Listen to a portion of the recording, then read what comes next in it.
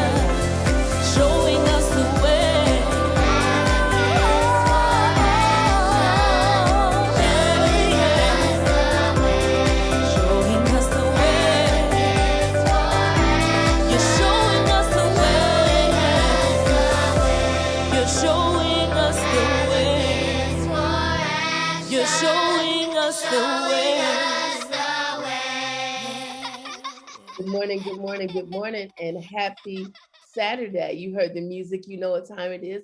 Community Coffee. I am Kimberly Holmes Ross with Evanston Cradle to Career, where we work with over 40 agencies and partners to make Evanston the most equitable place it can be.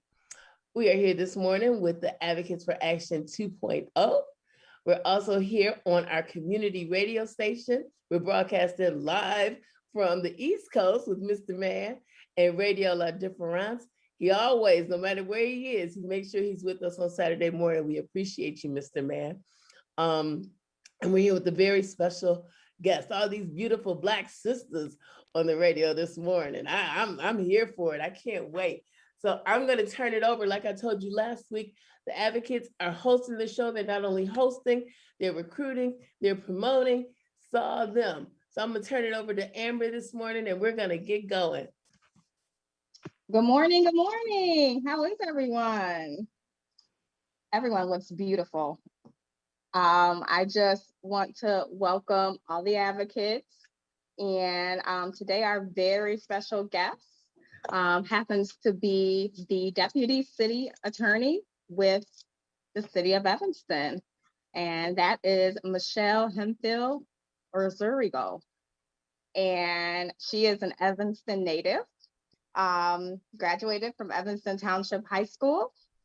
And I just want to thank you so much, Michelle, for agreeing to come onto the show today. How are you? Yeah, I'm good. Thanks so much for having me. Yes. So, you know, we're going to jump right in. We have a lot of questions for you today. But my first question is actually, I see that you have a very extensive and diverse legal background. And, you know, we're going to touch into that in a moment. But I really want to know, first and foremost, what inspired you or motivated you at a very young age to pursue a legal career? Sure. So thanks so much, Amber, for the introduction, and thank you very much for having me today. So I actually decided to become a lawyer really when I was at ETHS. So I was on the cheerleading team, and I had played basketball in middle school at Haven and at Lincolnwood. But one of the things I did, believe I was on the West Wing one day, and I saw a sign hanging near the girls' bathroom, and it said, "Do you want to be a lawyer?" I wasn't sure if I did, but it sounded interesting. And then it said, "If so, come to the mock trial tryouts." So I went, and I fell in love with the law at that moment. And it was by doing mock trial and learning about cases and the law and doing litigation that I really love law, and I decided I'm going to go to law school. I also had an uncle that was a judge, and he walked me around the Daily Center back when I was pretty young. So it was in my mind for a little bit that it might be something interesting, because my uncle is Everett Braden, always spoke very highly about the law.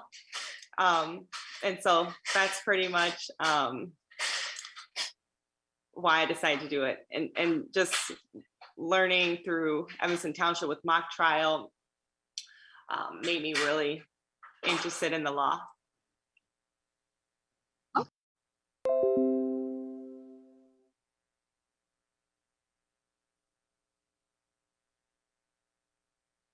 I've been passionate about. So being a litigator, doing trial work, and working in the public sector, that's what my passion is. All right, and I just have one more question before I let these other ladies get their questions answered. And I mean, how do you feel that race has, or how has race affected your journey with your legal career, or has it? So, well, being a Black woman, it's always, I mean, it's definitely, that's genuinely who I am. And so I think, well, coming from Evanston, one of the things that I will definitely say is that one of the things I love about Evanston so much is its diversity. And another thing is, even back when I was on the mock trial team, we always had one of the most diverse groups in the competition. And so I would say for me, when I walk into a room, one of the things that happens is that sometimes I can be underestimated. Sometimes people don't know I'm an attorney. I can walk into a courtroom and sometimes people assume I'm various things, but never that I'm an attorney or different things like that. So race plays a key part in terms of, it's a key part of who I am. I think that my law school was great about really embracing diversity. They taught law in action, meaning, you learn the law by doing the law. So that was very important to the University of Wisconsin. I think another thing for me, being a diverse lawyer, is that, I think that's why I was very successful as a trial attorney, say, for example, when I was at the Chicago Transit Authority, because I can relate well to people. And, if I'm doing a jury trial, I'm a litigator in the sense that I am a zealous advocate for my client.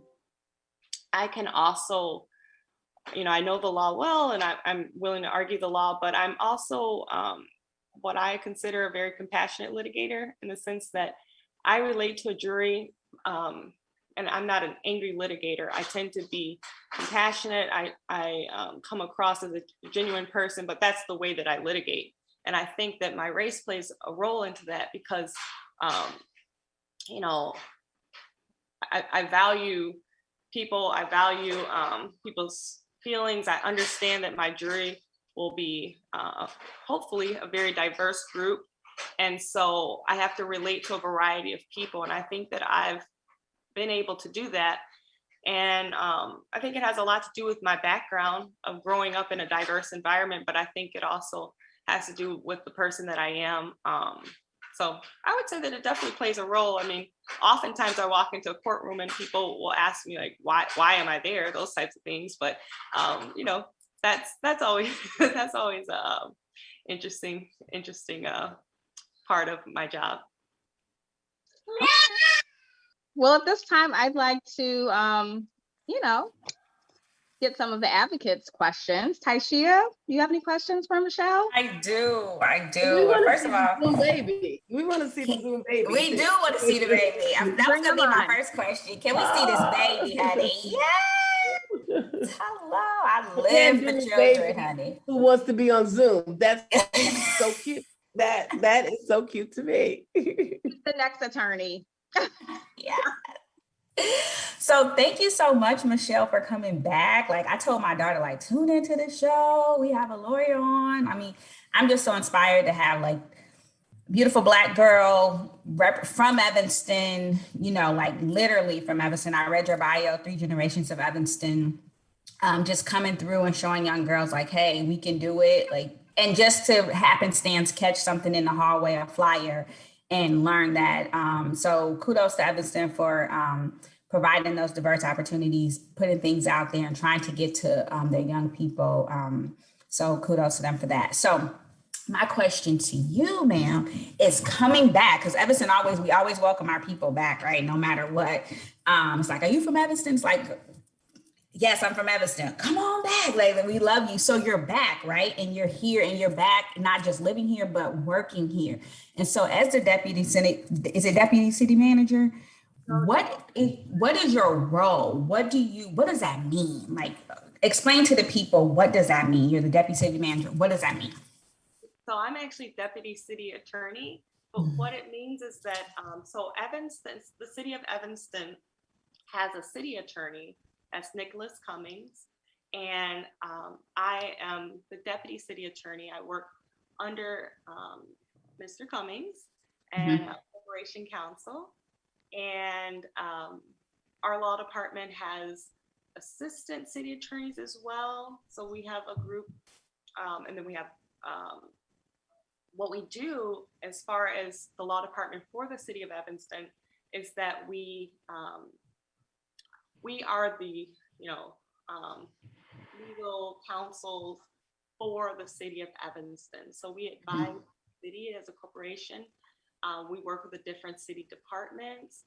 As the deputy city attorney, what I do is I handle the litigation on behalf of the city. So if we have pending lawsuits, I handle those. So doing depositions, attending trial, which right now during the pandemic is a lot of Zoom court.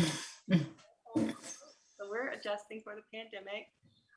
We just yesterday we took part in the trunk or treat event in the city of Evanston, where children came out to the different departments where we were outdoors due to the pandemic, and we had kids were able to come our cars or city vehicles and trick or treat. So basically, that's my key role, doing the litigation on behalf of the city, representing the city as legal counsel, advising different departments, answering various questions that come through our department. But as you said, I'm so grateful to be back in Evanston. I love Evanston very much. And as you said, I'm a 3rd generation Evastonian. So I'm very, very grateful to be back. So like you said, my grandmother came here in the 1940s. My dad was born and raised in Evanston. I grew up here, went to Lincolnwood Haven, HHS. And it's true that I truly believe I'm a lawyer because of my experiences at ETHS. And so I'm very grateful for that. That is excellent news. Thank you so much. I'm sorry, I said city manager. I knew you were city attorney. I don't know where my mind is. So thank you so much. So as you're back working for the city, how does it feel? Because it sounds like you represent the city of Evanston as an organization, as you stated, but then we have the young kids, like you say, you're involved in community, like the trunk or treat things. How does it feel to be back in the community, and what are you involved in like any mentorship with young girls in terms, I know you say you're meeting with your old coach. Are you guys developing some kind of mentorship for young ladies that want to be attorneys or explore their options as young successors in Evanston? Yeah, I think being back, it's going to bring so many different opportunities for me. So as you can tell right now, my hands are a little bit full because I just had this baby. But I would definitely be interested in serving as a mentor to young girls. I think it's so important. And like I said, I think people have really poured so much into me, especially in Evanston. You know, if I were there's so many mentors from ETHS that I have, or from Haven. My mock trial coach. Even I can be in the middle of a trial, and one of the people I count on when I need to run something by someone is my mock trial coach from high school, who can definitely explain impeachment really quickly if I ever need a refresher or anything, or if I'm looking for a theme on a trial. So but I'm definitely open to doing mentorship. I haven't started any yet being back. I just started as deputy city attorney at the end of July, and like I said, this little guy just turned 1 in September, and so life has been a little bit busy, but it's definitely something that I'm interested in for sure. That's excellent news. Thank you so much. And I'll let Indona go ahead, and maybe I have a question again. Good morning. Thank you so much for joining us this morning. I'm always happy to hear about Evanstonians who have moved back. I too moved back a few years ago. I went to Lincolnwood, Haven, and ETHS, and everywhere I lived, I told everyone how amazing education in Evanston is. You don't really realize it as much until you leave and encounter, different environments. But I was very intrigued when I had the opportunity to read your bio that Amber sent over to us. And I read that you had spent some time in France. You did you did study abroad. My first question in regards to France was, where did you live and what university were you studying at? I'm asking because my father used to teach at La Sorbonne. And secondly, you were doing research on diversity and multiculturalism in France. Considering that the issues with race and ethnicity and nationality in France are so very, very different to those of the United States, I've been doing research recently about how they're addressing historic wrongs. So how can you compare what you experienced in France to the current work that's taking place in the United States, as well as how you view their issues with multiculturalism and diversity? Yeah, sure. So I would say, so starting with first my work in France. So it was a short-term study abroad, a 3-week program over our winter break, where I studied multiculturalism in Paris. And it was through the University of Illinois. And what we did is we stayed in a hostel in France, and we worked with various local high schools, as well as universities in Paris and we did it mostly through art. So visiting the Louvre with them, and different monuments in Paris. And we basically spoke to a lot of their diverse students, worked with their students on different art projects. I really enjoyed my time in France. It was a very unique experience in terms of when being a Black American in France, they often did not really know that we were from the United States. So there were certain times when, you know, they just wondered if we were French. And, you know, we weren't French, we're Black American, but their culture was very, it was very unique in the sense that we just had an opportunity to really see, I would just say, getting a chance to connect with Black youth that were French that could express to us, you know, some of their, like, for example, we were able to listen to different rappers, we were able to see different artwork and, you know, how they were expressing their experience of being Black Parisians, and how, you know, some of their experiences were similar to ours. Some were so different and unique in the sense that I think that, you know, in the United States, we have a certain, you know, Blacks in the United States have experienced many, I would say, you know, certain historical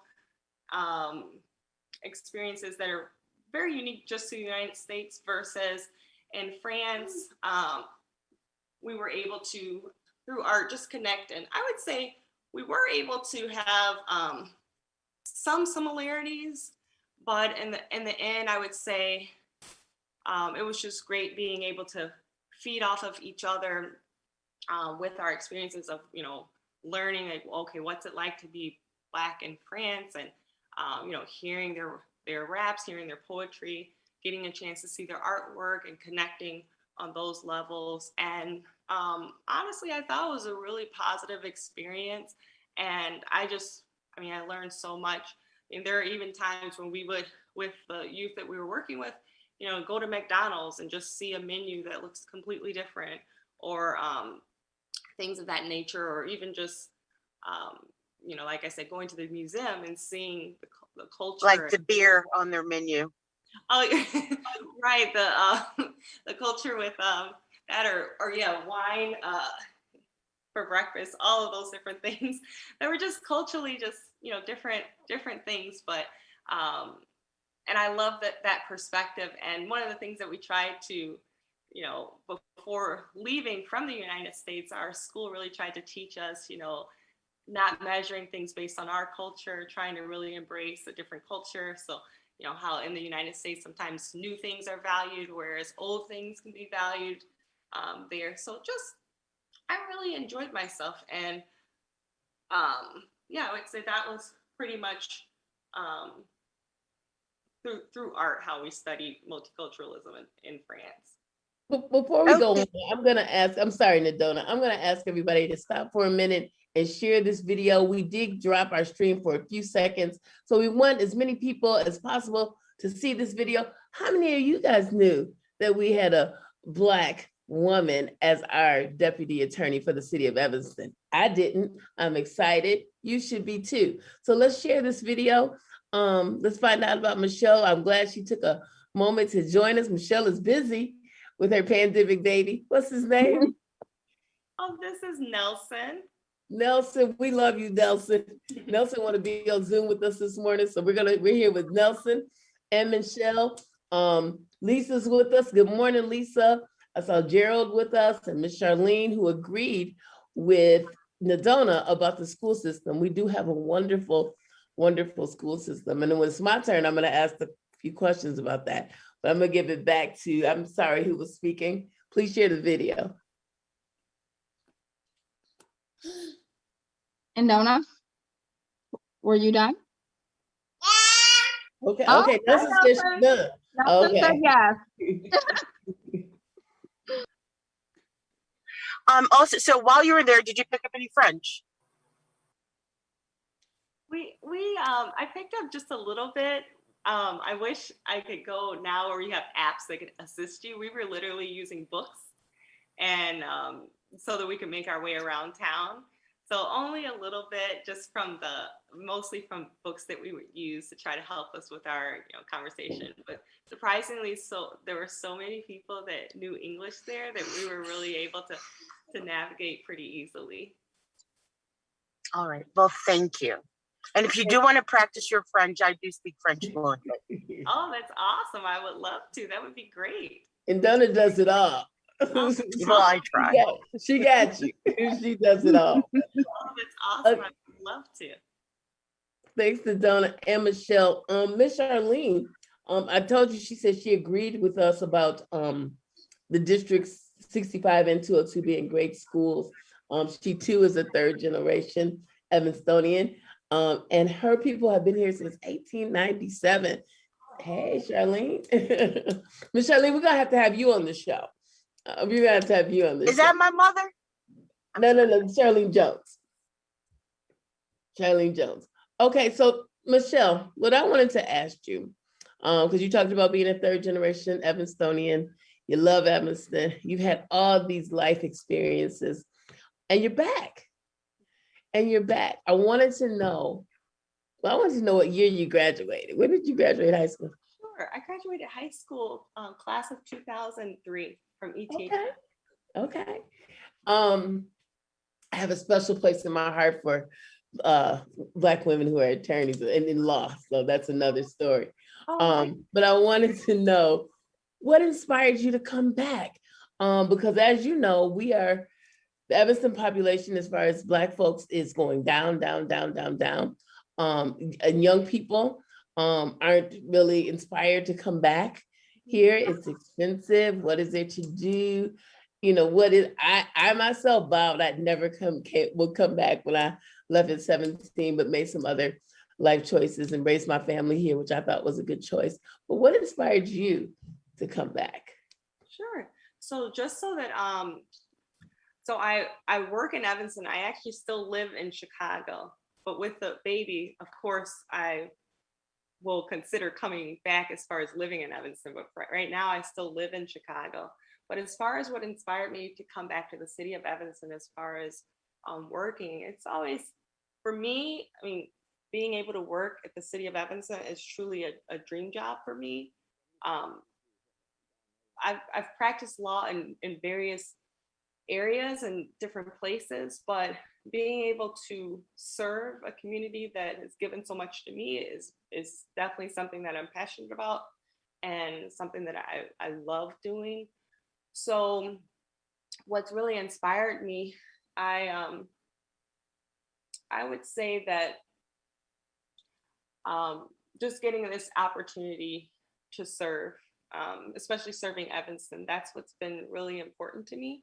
So just getting a chance to work very closely with various Evanston departments, whether it's the Evanston Police Department, Evanston Fire Department, our building department, our inspectors, just any aspect of the city of Evanston, getting a chance to work closely with those departments has been really, really special to me, very important to me. So that's what's inspired me, and particularly because my current position is a litigation role, it's definitely right in line with the passion that I have for the law. So that's really been my inspiration. But I do agree with you. I think that there are a lot of young people that wonder about raising their family in Evanston. But I think that raising a family in Evanston is a great place to raise a family. And I could not agree with you more about the schools. I think that going to school at Lincolnwood was an outstanding experience for me. Going to school at Haven was great. I mean, even just the experiences that we had beyond the classroom with art classes, we had cooking classes, wood shop. I mean, just all different classes that tap into various skills, and also just getting a chance at a young age to have friends from such a variety of places. I mean, getting a chance to grow up with people who, Black, white, Jewish, Jamaican, Haitian, Trinidadian. I mean, that was just such a good experience for me. So I am just so grateful for that opportunity. So that's why it's been great for me to come back and serve the city of Evanston, because the city's just given so much to me. So it truly is a dream job for me. Well, that's amazing. And while I have all these Black successful women on the line, I'd really like to know, because I'd like to even know who's listening. And we have our mayor here next week, because you guys love Evanston, passionate about Evanston, but aren't in Evanston. What would except for Indona. Indona's here. That's because Indona's the jack of all trades. Right. But what would it get you? What would it take to get you back? I think that everyone that spoke to the education and the access to services is amazing. But again, we go back to affordability. Can you afford to live in Evanston? I left Evanston area because I could no longer afford to house my family in Evanston. The cost of the housing is just not affordable for things that I need. So I had to leave. So what would bring me back to Evanston is affordability, something having the ability to be able to afford to live here and give my children. I would love nothing more than to send my children to ETHS, to let my kids go. You know, I had kids that came through Bessie Roads and such. That would be my dream. But and to have access to that diversity and, you know, multicultural experience, but affordability is an issue. Okay. What about you, Amber? I would say the same. Unfortunately, none of my kids have attended Evanston school districts, and it was because of affordability. But I do try my hardest, of course, to always speak about my positive experiences in Evanston. I mean, of course, we dine in Evanston. I show them where I went to school, but yeah, it would be affordability for me. I cannot afford to live in Evanston, but and you volunteer most of all in Evanston. I volunteer. I love advocating for Evanston, and attending church in Evanston, everything.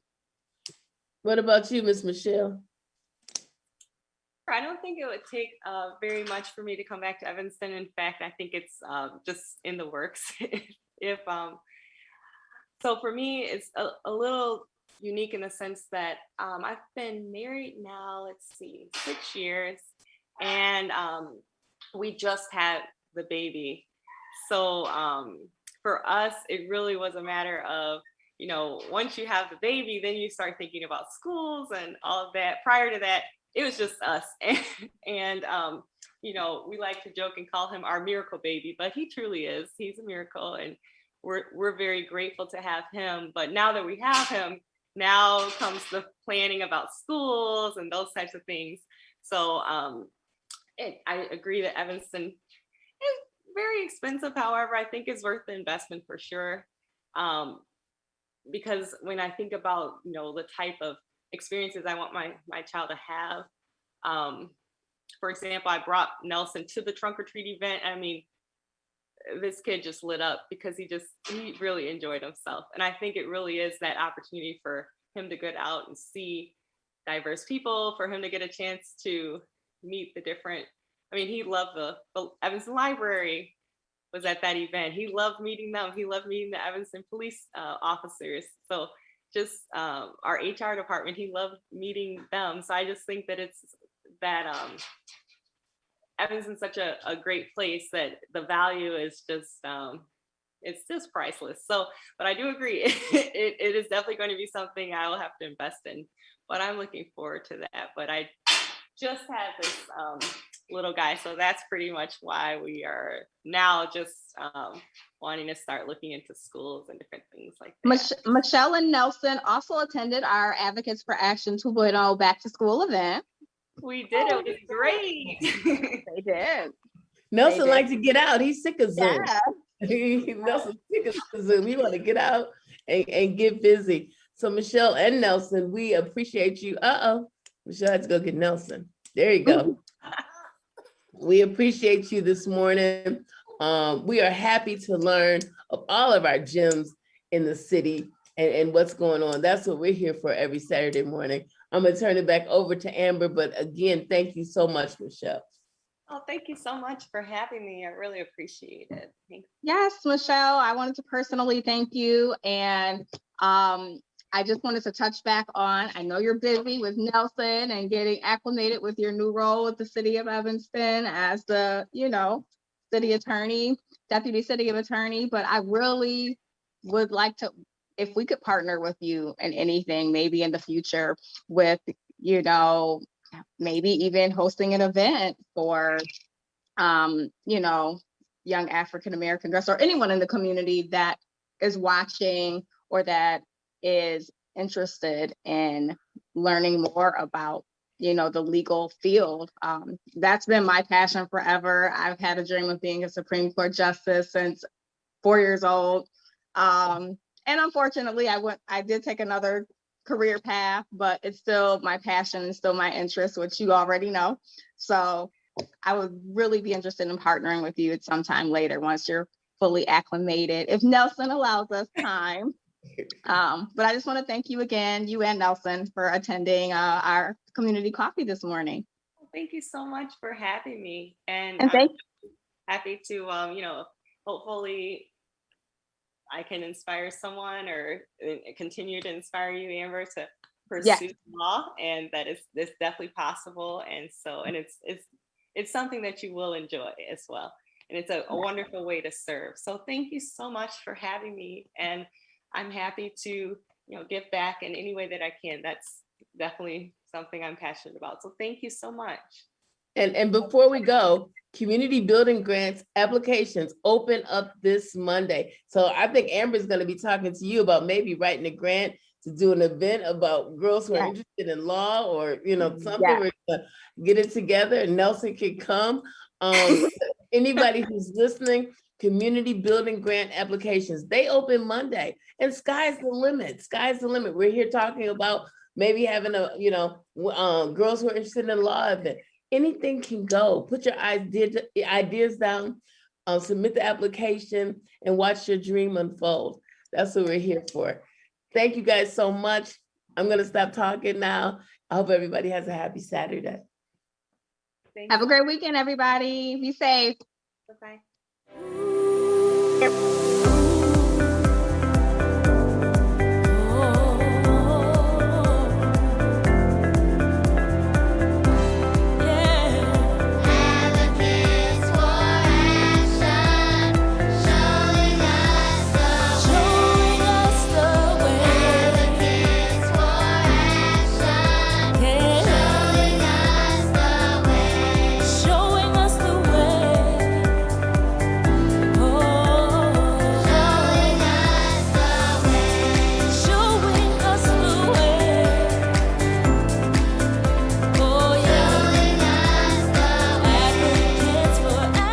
Been listening to Evanston Cradle to Career Advocates for Action on Radio Law Difference. Please tune in next Saturday at 10 a.m. for another show. Thank you.